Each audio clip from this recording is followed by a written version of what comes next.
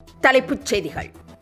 மக்களவை சபாநாயகர் ஓம் பிர்லா மீதான நம்பிக்கையில்லா தீர்மானம் மீது மார்ச் 9 வாக்கெடுப்பு. விவாதத்திற்கு பிறகு நடத்தப்படும் என மத்திய அமைச்சர் கிரண் ரிஜிஜு தகவல். அமெரிக்காவுடனான ஒப்பந்தம் இந்திய விவசாயிகளை வஞ்சிக்கும் விதமாக உள்ளது என ராகுல் குற்றச்சாட்டு. அமெரிக்காவின் மரபணு மாற்ற பொருட்களை இறக்குமதி செய்தால் இந்திய விவசாயிகளின் நிலை என்ன என கேள்வி. பொய் பேசுவது ராகுலின் கொள்கை என அமித்ஷா காட்டம். அமெரிக்க வர்த்தக ஒப்பந்தத்தால் விவசாயிகள் மீனவர்களுக்கு சிறிது கூட பாதிப்பு ஏற்படாது என்றும் விளக்கம். கூட்டணி விவகாரத்தில் எந்த ஊசலாட்டமும் இல்லை என திருமாவளவன் திட்டவட்டம். காங்கிரஸ் நிலைப்பாடு குறித்து கருத்து தெரிவிக்க மறுப்பு. T20 உலகக்கோப்பை கிரிக்கெட் போட்டியில் பாகிஸ்தானை வென்று இந்திய அணி அபாரம். கொண்டாடி மகிழும் ரசிகர்கள். இனி விரிவான செய்திகள். மக்களவை சபாநாயகர் ஓம் பிர்லா மீதான நம்பிக்கையில்லா தீர்மானத்தின் மீது மார்ச் 9 வாக்கெடுப்பு நடைபெறுகிறது.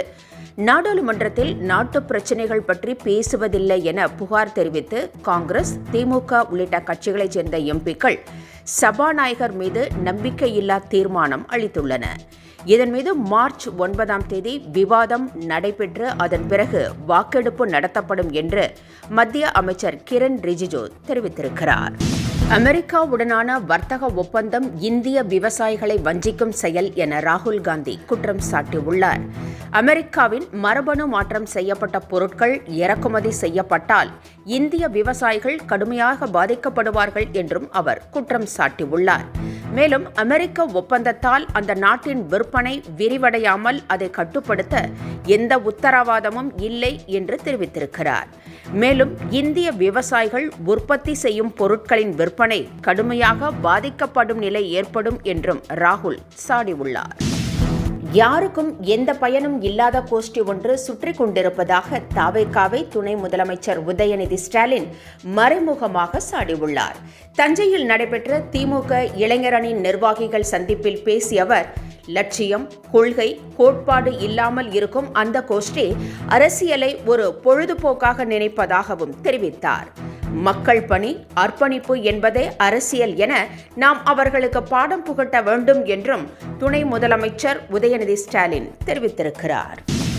பொய் பேசுவதுதான் ராகுல் காந்தியின் கொள்கை என மத்திய உள்துறை அமைச்சர் அமித்ஷா குற்றம் சாட்டியுள்ளார்.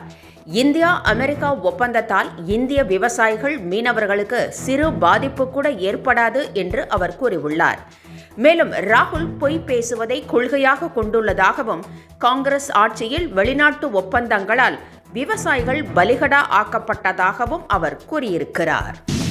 T20 உலகக்கோப்பை கிரிக்கெட் போட்டியில் பாகிஸ்தான் அணியை வீழ்த்தி இந்திய அணி அபார வெற்றி பெற்றுள்ளது. கொழும்பு நகரில் நடைபெற்ற போட்டியில் முதலில் பேட்டிங் செய்த இந்தியா இஷான் கிஷனின் அதிரடி ஆட்டத்தால் 20 ஓவர்களில் 175 ரன்கள் எடுத்தது. பின்னர் விளையாடிய பாகிஸ்தான் அணி 18 ஓவர்களில் அனைத்து விக்கெட்டுகளையும் இழந்து 114 ரன்களை எடுத்தது. இதன் மூலம் சூப்பர் சுற்று போட்டிக்கு இந்திய அணி முன்னேறியுள்ளது. இந்த வெற்றியை ரசிகர்கள் கொண்டாடி வருகின்றனர். எல்லை தாண்டி மீன் பிடித்ததாக கூறி காரைக்கால் மீனவர்கள் 25 பேரை இலங்கை கடற்படையினர் கைது செய்திருப்பது மீண்டும் கொந்தளிப்பை ஏற்படுத்தியுள்ளது. அவர்கள் சென்ற 2 படகுகளையும், வலைகளையும், மீன்பிடி பொருட்களையும் கடற்படையினர் கொள்ளையடித்து சென்றனர். கைது செய்யப்பட்ட 25 பேரையும் காங்கேசன்துறை காவல் நிலையத்தில் ஒப்படைத்ததாகவும் தகவல் வெளியாகியுள்ளது. தமிழக மீனவர்களை இலங்கை கடற்படையினர் கைது செய்யும் சம்பவங்கள் தொடர்கதையாகிவிட்ட நிலையில் மீனவ கிராமங்களில் இந்த சம்பவம் பெரும் அதிர்ச்சியை ஏற்படுத்தியுள்ளது. வரி கட்டாமல் ஏமாற்றுபவர் எப்படி நாட்டை காப்பாற்றுவார் என விஜயை KP முனுசாமி கடுமையாக சாடியுள்ளார். சினிமாவில் ஷோ காட்டிவிட்டு இப்போது கட்சி ஆரம்பித்து முதலமைச்சராக விஜய் ஆசைப்படுவதாகவும் கூறியிருக்கிறார். மேலும் தான் வாங்கிய வெளிநாட்டு காருக்கு வரி கட்டாமல் அது கண்டுபிடிக்கப்பட்டவுடன் நீதிமன்றத்திற்கு சென்றவர்தான் விஜய் என்றும், அதிமுகவில் பணம், பதவியை அனுபவித்துவிட்டு செங்கோட்டையன் தற்போது நடிகரின் கட்சியில் இணைந்திருப்பதாகவும் KP முனுசாமி விமர்சித்திருக்கிறார்.